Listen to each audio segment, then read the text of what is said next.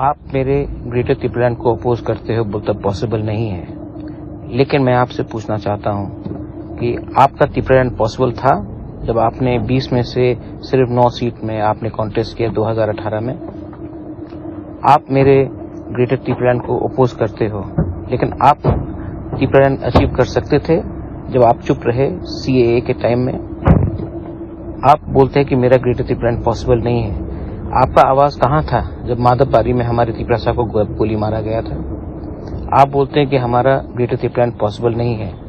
आप अपने पार्टी से क्यों नहीं सवाल पूछते हैं कि आपने ADC इलेक्शन में त्रिपुरा मोथा को धोखा देकर बीजेपी के संग आपने फ्रेंडली फाइट किया और अलायंस किया? आपका त्रिपुरालैंड पॉसिबल है? नहीं, लेकिन मैंने ग्रेटर त्रिपुरालैंड के लिए कॉम्प्रोमाइज आज तक नहीं किया है।